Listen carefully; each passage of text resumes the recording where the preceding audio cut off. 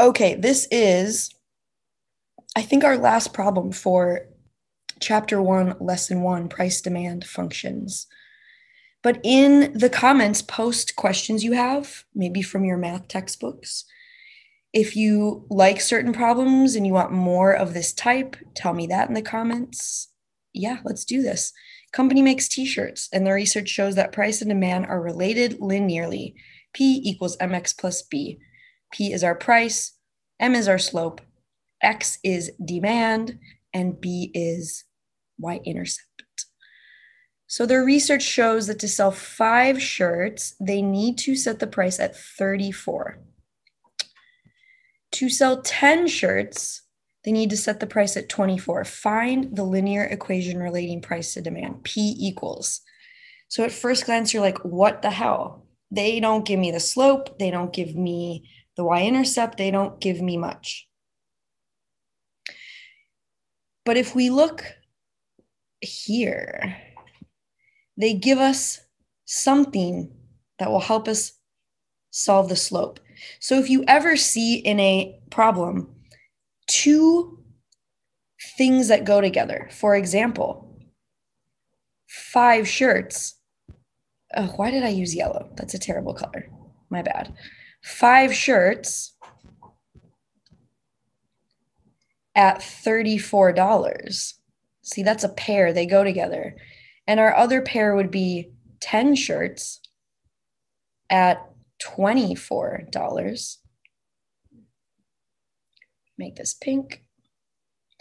Well, hot damn. We've got 2 points on the coordinate plane on that line. And as we remember, the slope is change in y over delta x. That means change. How do I do that? Well, we got y2 minus y1. That will show us the change, right? Remember, subtraction means change or difference. And then on the bottom, we have x2 minus x1. And here's what I do, because like I told you, I make mistakes a lot. I always label these so I don't get mixed up, because see, look, I'm already doing it. I get mixed up a lot. X1, Y1, X2, Y2, because this is my first, primero and segundo, and my second set of points. Okay, let's solve this slope thing. Y2 is 24. Y1 is 34. X2 is 10. X1 is 5.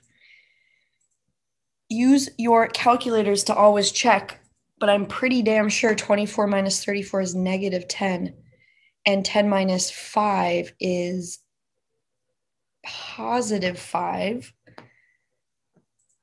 24 minus 34, 10 minus 5. So that gives me a slope of negative 2.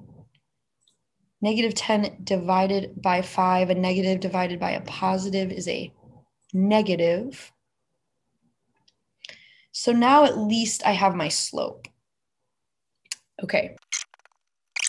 We have the slope. What else do we need to find? The y-intercept, because we don't know P. It wants us. It's telling us. It's begging us to solve for P.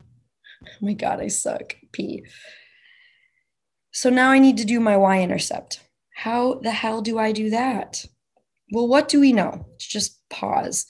P equals, we got my slope, negative 2x plus b, and we're trying to find the y-intercept. Remember this, y equals mx plus b? They are using p, but that is what y is, right? Remember that p is the price, $24, $34. So just think of P as your Y point, and X is your X point. So you choose one of these, because that gives us an X and a Y. And for P, we put our Y, 24, because I know this, I don't know anything else. Negative 2 times my X is 10 plus B. This is 24 equals negative 20 plus B. I need to get B alone on the right side of the equation. I do the opposite of positive 20. to both sides. Running out of room, forever the problem. On your paper, on your tablet.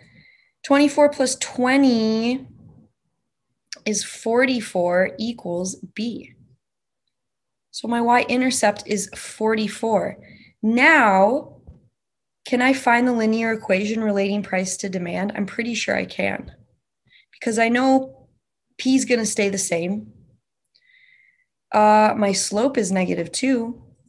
X stays the same. It's like our X and our Y. This is an equation to find any point on this line, plus 44.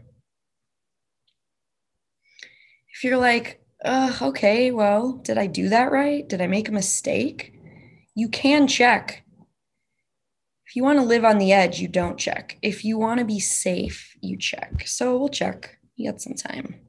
To check, I use my other point, my other pair of points, which would be 5, 34. Remember, P is Y. -2 times 5 plus 44.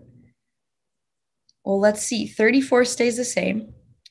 -2 times 5 is -10 plus 44. Well, 34 is the same as -10 plus 34 plus 44, excuse me. That is how we know we did it right. Check.